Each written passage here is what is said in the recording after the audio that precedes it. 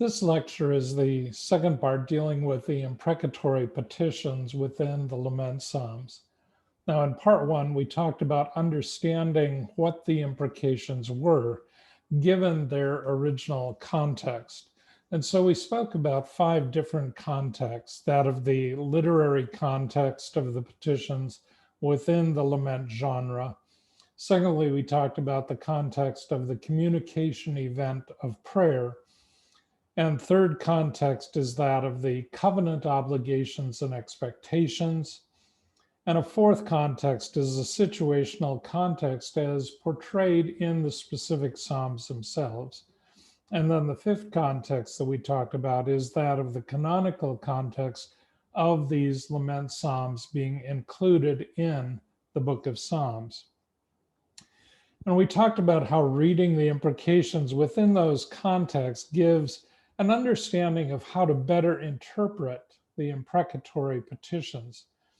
And thus, as a result of that, we can summarize the purpose and function of the lament psalms that contain imprecatory petitions.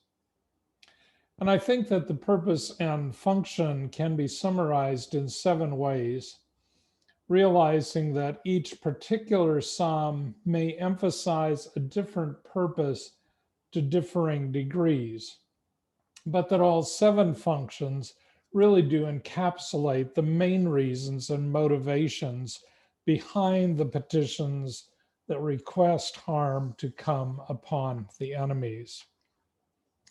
So the first one is to understand the imprecations in the lament psalms as being cries for deliverance and protection.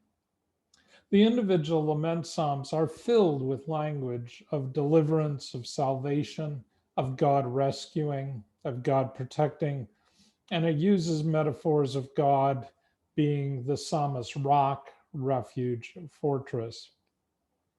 An example of this is in Psalm 59, where the psalmist declares, "Deliver me from your enemies, O God. Be my fortress against those who are attacking me. Deliver me from evildoers and save me from those who are after my blood." And after that very generalized petition of deliverance, the psalmist then goes on to elaborate further on that petition for deliverance in verses 11 through 13. "In your might, uproot them and bring them down. For the sins of their mouths, for the words of their lips, let them be caught in their pride. For the curses and the lies that they utter, consume them in your wrath, consume them till they are no more." Another example would be in Psalm 35, the imprecatory petition there in verses 1 through 8. "Contend, Lord, with those who contend with me. Fight against those who fight against me. Take up shield and armor. Arise and come to my aid. Brandish spear and javelin against those who pursue me. Say to me, I am your salvation. May those who seek my life be disgraced and be put to shame. May those who plot my ruin be turned back in dismay. May they be like chaff before the wind, with the angel of the Lord driving them away. May their path be dark and slippery, with the angel of the Lord pursuing them. Since they hid their net for me without cause, and without cause dug a pit for me, may ruin overtake them by surprise. May the net they hid entangle them. May they fall into the pit to their ruin." And then ends in verse 17 with a very generalized petition for deliverance. "Rescue me from their ravages, my precious life from those lions." That it is the direness of the circumstances that provoked the crying out to God. And apparently the psalmist most often conceived of no other way for deliverance to occur other than through the utter defeat of the enemies. So that is what the psalmist requested God to do in the imprecatory petitions. They asked God to bring an utter end to the enemies, which would end the enemies' assaults against them and thus give the psalmist relief. So one of the purposes clearly is that they are cries for deliverance and being rescued. But a second purpose and function of the imprecatory petitions is that they are cries for divine justice, not for personal favoritism. The psalmists cry out for God to do justice. And so the psalmists are not seeking some kind of special, undeserved consideration or preferential treatment for themselves, but rather for God to act in justice. In Psalm 94, note the language of God as judge and the language of repaying the wicked for their sin. The Lord is a God who avenges. O God who avenges, shine forth. Rise up, judge of the earth. Pay back to the proud what they deserve. How long, Lord, will the wicked, how long will the wicked be jubilant? They pour out arrogant words. All the evildoers are full of boasting. They crush your people, Lord. They oppress your inheritance. They slay the widow and the foreigner. They murder the fatherless. They say, the Lord does not see. The God of Jacob takes no notice. But the Lord has become my fortress and my God, the rock in whom I take refuge. He will repay them for their sins and destroy them for their wickedness. The Lord our God will destroy them. Previously, we mentioned that the Lament Psalms, including those with the imprecatory petitions, are filled with legal or judicial language and imagery. And using that court imagery or metaphor, the psalmist is the plaintiff who is appealing to God, the righteous judge. And the psalmist is pleading for God as judge to render a favorable verdict on the psalmist's behalf and thus punish the wrongdoers. And I think the the imprecatory petitions might be considered as recommendations for sentencing. Like in our court systems, when the accused has been found guilty, frequently the victim is asked to give their recommendation for what the sentence of punishment should be, given the impact of the enemy's actions on the victims. And thus, the psalmists, as victims, give their recommendation to God of what they would like to see happen to those who are attacking and threatening them. And especially in the Lament Psalms, in which the psalmists assert their innocence, the petitions are clearly cries for divine justice, rather than the psalmist seeking for personal mercy. So, as cries for justice, the psalmist wants God to execute justice both on the enemies, which means the defeat of evil, but also as part of justice to execute justice on behalf of the psalmist, which means the vindication of the righteous. Which leads us to the third purpose of the Psalms being cries for vindication, not for personal vendetta. As the psalmists seek to be exonerated of wrongdoing, they cry to God to adjudicate between the psalmist and the enemy. And they cry to God to pronounce and execute a judicial sentence against the enemy, which will in turn vindicate the psalmist as the victim. And the vindication they see coming through the psalmist being delivered, which shows that the psalmist is in the right. An example of this is in Psalm 7, verse 9. Bring to an end the violence of the wicked and make the righteous secure, you, the righteous God, who probes minds and hearts. In other words, it's not that the psalmist is merely trying to get back at the enemy out of a personally motivated vendetta or feud with the enemy. Rather, the psalmist is seeking to be absolved of wrongdoing in the eyes of the community. Psalm 35. And again, note the language of vindication. Lord, you have seen this. Do not be silent. Do not be far from me, Lord. Awake and rise to my defense. Contend for me, my God and Lord. Vindicate me in your righteousness, Lord, my God. Do not let them gloat over me. Do not let them think, aha, just what we wanted, or say, we have swallowed him up. May all who gloat over my distress be put to shame and confusion. May all who exalt themselves over me be clothed with shame and disgrace.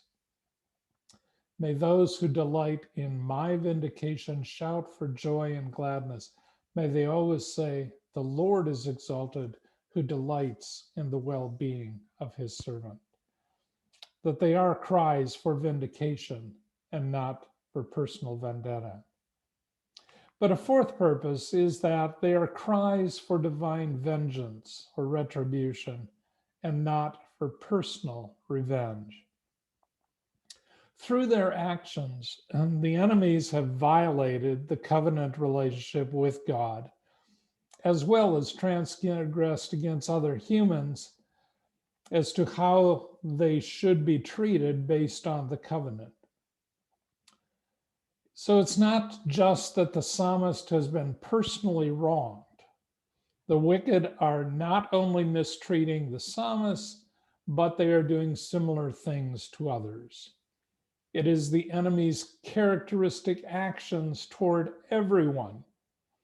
And since that is the case, the issue is not that the psalmist is seeking personal revenge for an act committed solely against the psalmist, but the psalmist seeks divine vengeance because the enemies are also violating the covenant in how they relate to both God and to others. And note the description of the enemies there in Psalm 10, verses 1 through 18. Why, Lord, do you stand off? Why do you hide yourself in times of trouble? In their arrogance, the wicked hunt down the weak who are caught in the schemes they devise. They boast about the cravings of their heart. They bless the greedy and revile the Lord. In their pride, the wicked do not seek him. In all their thoughts, there is no room for God. God's ways are always prosperous. Your laws are rejected by them. They sneer at all their enemies. They say to themselves, nothing will ever shake me. They swear, no one will ever do me harm. Their mouth is full of lies and threats. Trouble and evil are under their tongue. They lie in wait near the villages. From ambush, they murder the innocent. Their eyes watch in secret for their victims. Like a lion in cover, they lie in wait. They lie in wait to catch the helpless. They catch the helpless and drag them off in their net. Their victims are crushed. Their victims collapse. Their victims fall under their strength. And they say to themselves, God will never notice. He covers his face and never sees. Arise, Lord. Lift up your hand, O God. Do not forget the helpless. Why do the wicked revile God? Why do they say to themselves, he won't call me to account? But you, Lord, see the trouble of the afflicted. You consider their grief and take it in hand. The victims commit themselves to you. You are the helper of the fatherless. Therefore, break the arm of the wicked. Call the evildoer to account for their wickedness that would not otherwise be found out. The Lord is king forever and ever. The nations will perish from his land.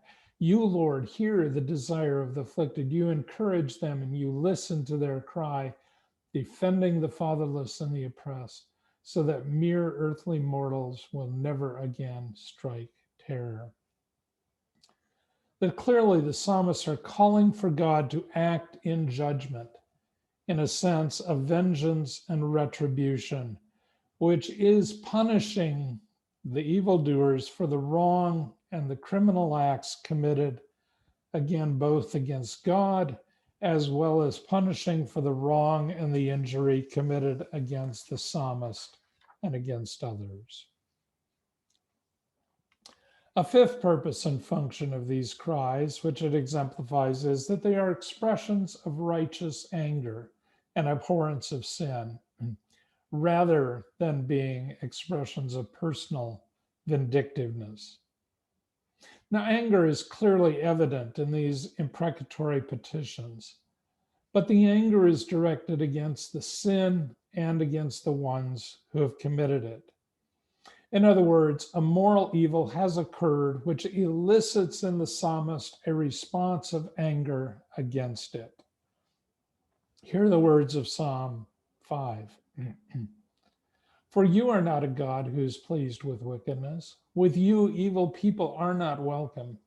The arrogant cannot stand in your presence. You hate all who do wrong. You destroy those who tell lies. The bloodthirsty and deceitful you, Lord, detest. But I, by your great love, can come into your house. In reverence, I bow down toward your holy temple. Not a word from their mouth can be trusted. Their heart is filled with malice. Their throat is an open grave. With their tongues they tell lies. So declare them guilty, O God. Let their iniquities be their downfall. Banish them for their many sins, for they have rebelled against you. But let all who take refuge in you be glad. Let them ever sing for joy. Spread your protection over them, that those who love your name may rejoice in you. Surely, Lord, you bless the righteous. You surround them with your favor as with a shield. In the Psalms with the imprecations, it is not merely that the psalmists are angrily responding to having been personally offended, nor is it that the psalmist is carrying a personal grudge against the other person, and thus they're praying that God will sanctify their anger.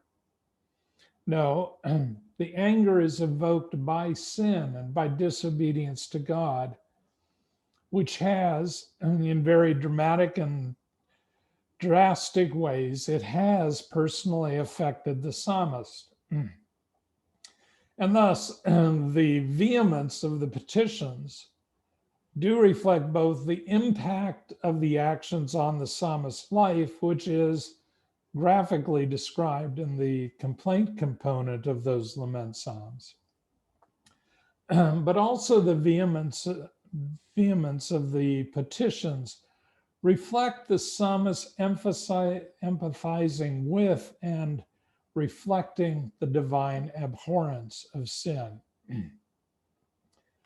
For example, Psalm 139. If only you, God, would slay the wicked. Away from me, you who are bloodthirsty.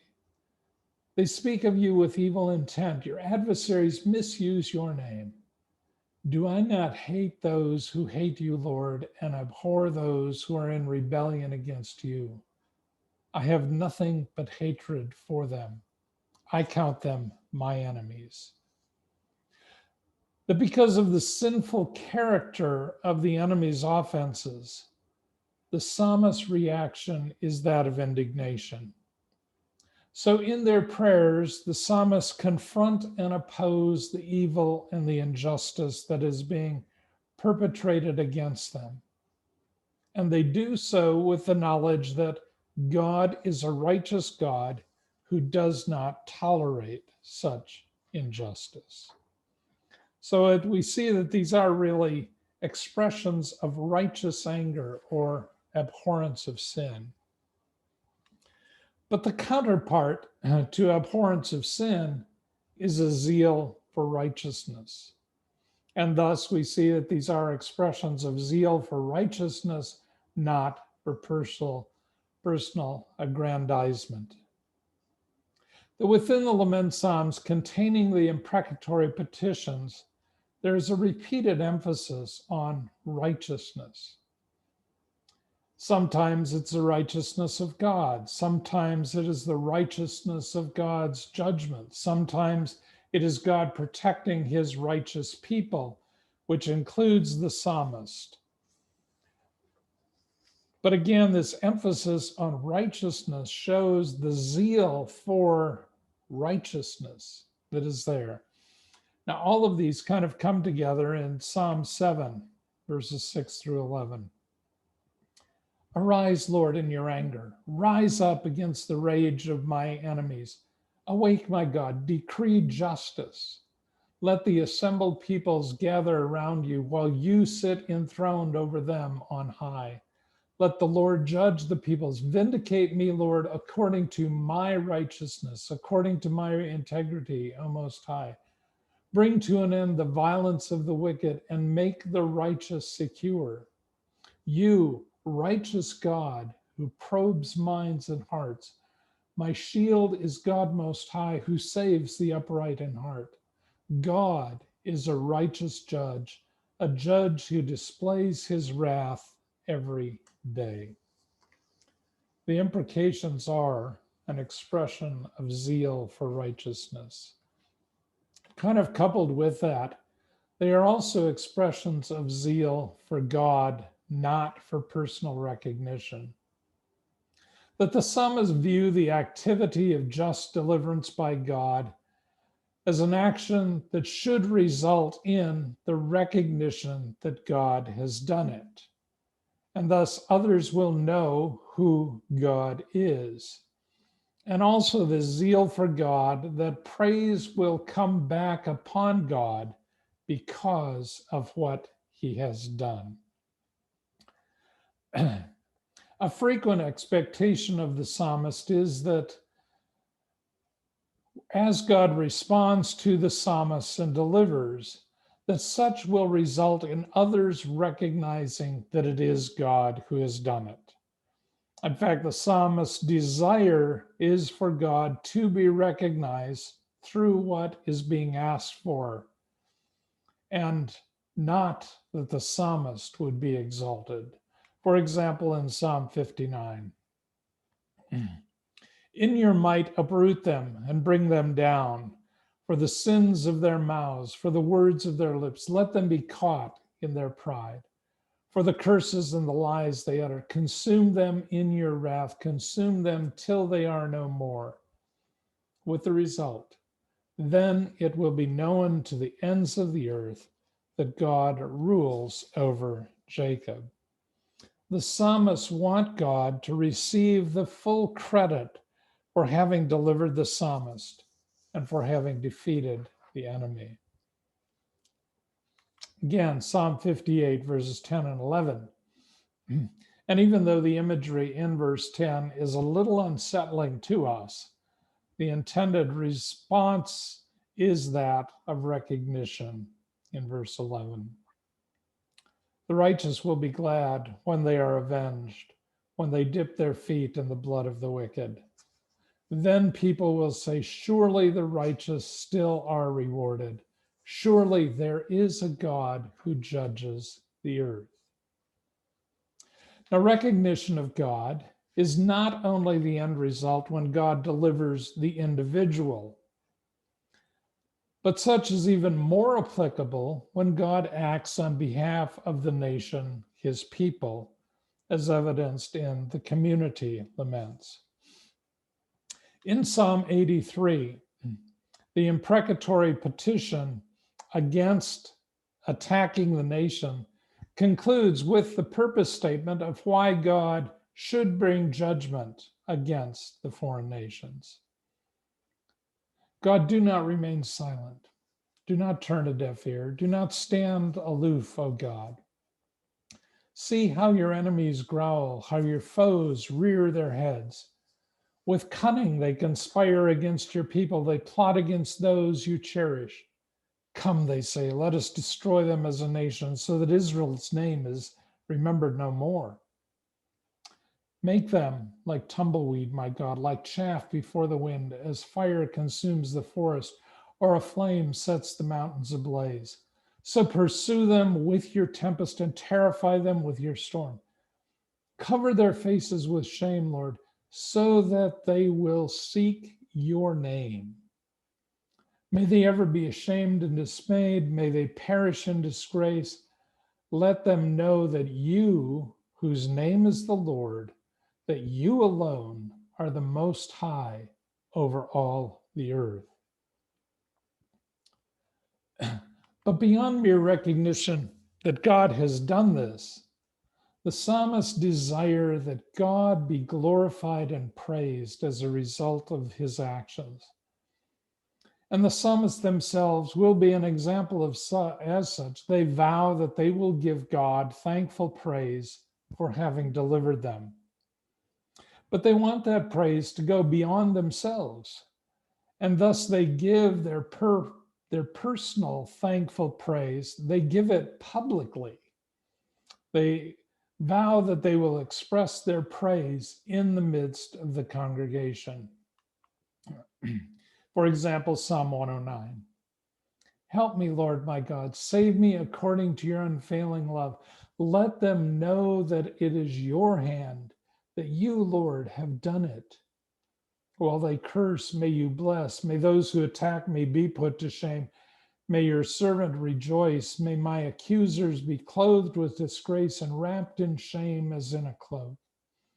With my mouth I will greatly extol the Lord. In the great throng of worshipers I will praise him. For he stands at the right hand of the needy to save their lives from those who would condemn them. That the psalmist will publicly bear witness to what God has done for them, because they want others to also join in that praise and recognition of God. Psalm 35. May those who delight in my vindication shout for joy and gladness. May they always say, the Lord be exalted, who delights in the well-being of his servant. My tongue will proclaim your righteousness, your praises all day long. So the purpose and function of the imprecatory petitions within the Lament Psalms can be summarized as first, cries for deliverance and protection. Secondly, cries for divine justice, not for personal favoritism. Third, they are cries for vindication, not for personal vendetta. Fourth, they are cries for divine vengeance and retribution, not for personal revenge. Fifth, they are expressions of righteous anger and abhorrence of sin, not personal vindictiveness. They are expressions of zeal for righteousness, not personal aggrandizement. And seventh, they are expressions of zeal for God, not for personal recognition. When the imprecatory petitions are understood in this way, there is a high degree of validity in accepting these as appropriate expressions of prayer, at least within the Old Testament context. But that does still leave open the issue of their validity for use today within contemporary worship, whether that be individual worship and personal devotions or the corporate use of them in worship gatherings. So let me give three suggestions as to the ongoing usefulness of these imprecatory petitions within the church. And let me just note that I would preface these potential uses with the fact that when using them in these ways that I'm going to talk about, especially in the context of any corporate use of the Lament Psalms with imprecatory requests, that it might require us to paraphrase the wording of the Psalms or for us to add explanatory comments so that our modified use of them is very clear and thus avoid any misunderstanding of how we are using them. But I believe that there is value that we can use them because of the therapeutic value. Now, anger is a human reaction to situations of suffering, to pain, to oppression, to abuse. And without passing moral judgment on the appropriateness of the specific requests or content of the imprecations in the Psalms, I do believe that there is value in the form of that kind of prayer. There is value in the freedom of being able to express those kinds of feelings to God in prayer. Those kinds of prayers do instruct us to take any sense of vindictiveness or anger that we have toward others, to take it to God in prayer. The prayer does become the appropriate place to express our anger, rather than suppressing those feelings or rather than directing the anger toward the other person. That within prayer, we can give full vent to our feelings and emotions, even to our anger. And because God is able to handle those expressions of our rage, he can then deal with them in the way that they need to be dealt with. That once we have voiced to God those feelings of seeking retribution on the enemies, we must then allow God to tell us if the feelings and emotions of anger that we are expressing, whether they are appropriate or not. By voicing them, it allows God to correct and heal those feelings when such correction and healing is necessary. I think that the sequence in Psalm 139 becomes instructive. It begins with the imprecatory request. If only you, God, would slay the wicked. Away from me, you who are bloodthirsty. They speak of you with evil intent. Your adversaries misuse your name. And then declares, do I not hate those who hate you, Lord, and abhor those who are in rebellion against you? I have nothing but hatred for them. I count them my enemies. And having expressed that imprecatory petition, as well as then the motivation, the psalmist then goes on to ask God to search his heart in verses 23 and 24. Search me, God, and know my heart. Test me and know my anxious thoughts. See if there is any offensive way in me, and lead me in the way everlasting. It seems like the psalmist is saying, if anything that I have just said is inappropriate, God, reveal it to me and let me know. It seems that that is a good model of praying for us as well.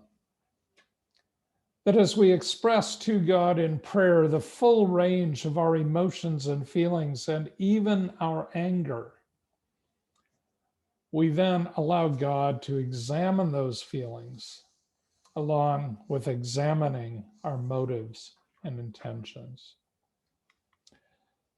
So the therapeutic value in voicing the anger that we have toward others, the therapeutic value is in the venting of those feelings to God, rather than bottling them up inside of ourselves or allowing themselves to manifest themselves in other unhealthy ways, or in acting out the anger against the other person. But once we have voiced those feelings to God, we must then allow God to examine those feelings and determine whether they are appropriate righteous anger or whether they are vindictive feelings that need to be corrected. But by taking the feelings to God in prayer, we thus allow God to work with our feelings in the way that he desires, so that our attitude truly can be aligned with God. But a second appropriate modified way of using the imprecations is to depersonalize or spiritualize them.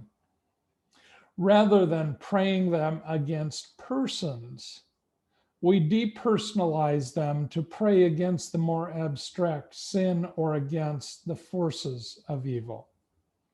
In other words, I think we can use them as prayers against social injustice, prayers against oppressive structures of power, prayers against attitudes of prejudice, prayers against systemic racism, prayers against societal oppression or opposition to the kingdom of God,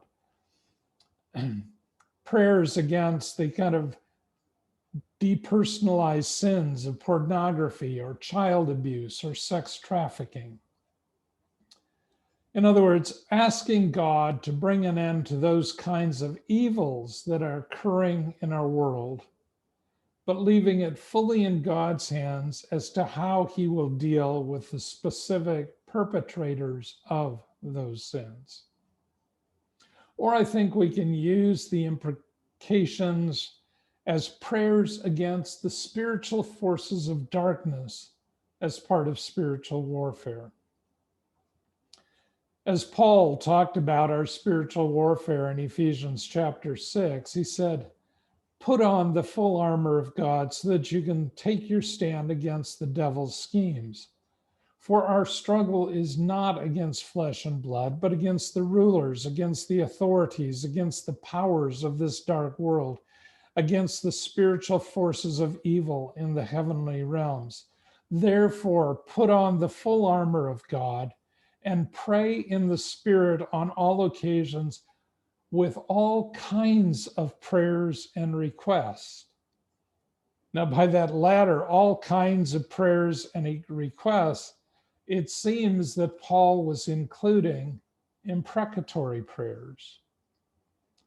And again, by depersonalizing and spiritualizing the specifics of the imprecations, we remove them from the realm of being directed against specific individuals, but we retain the spirit of the prayers as expressions of abhorrence of sin, of a zeal for God's righteousness to prevail.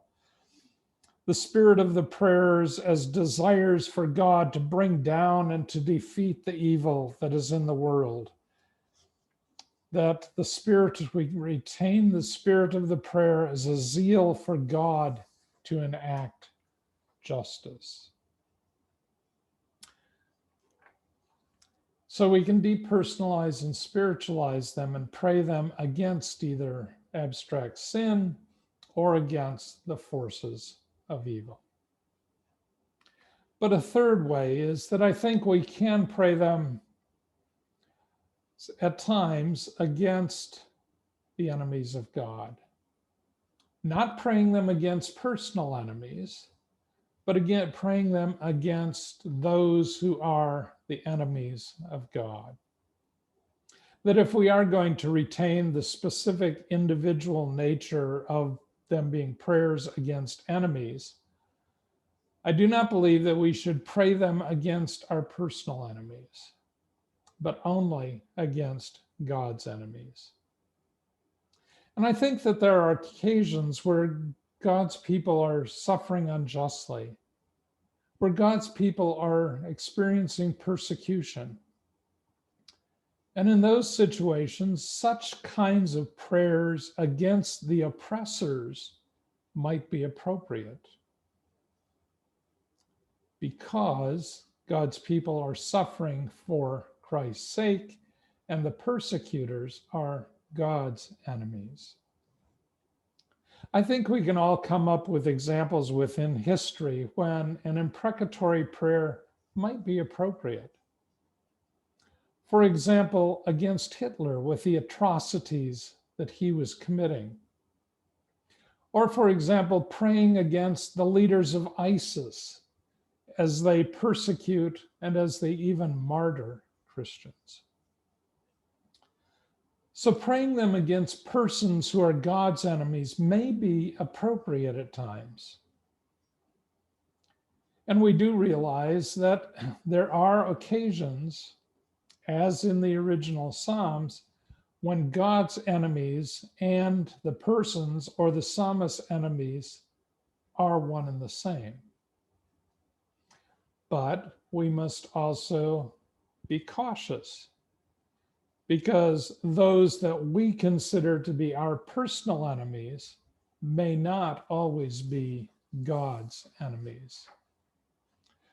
So before we pray these kinds of imprecatory prayers, I do believe that We need to first discern whether this kind of prayer is appropriate in any given situation. That before we use these imprecations of the Psalms, we need to spend time with God discerning whether this kind of prayer is in accordance with God's will or not. We need to discern whether the persons are really God's enemies and not merely personal enemies. We need to discern whether this is appropriate in each specific situation. But also, before praying any imprecation, I believe that we need to do a self-examination of our own lives to make sure that we are living in righteousness and purity, that we do need to seek forgiveness for any sins within ourselves before we ask God to judge the sin in another person. And we must also be sure that our attitude is fully aligned with God's, and that our motives are those of zeal for righteousness, of zeal for God, a zeal for justice, rather than simply being personally centered motives. Also, if we would use these as prayers against God's enemies, the first and foremost, we should always pray for the other's salvation. We should always pray for their repentance, for their turning to Christ. And only then should we pray, God, if they won't turn to you, then deal with them in your righteousness and justice. And even if we do pray for God to bring a just punishment or judgment upon them, we should also pray that through such events that person might be brought to repentance. That the person's deliverance from their sin should always be a key focus in our praying for others, rather than solely focusing on them being punished for their sins.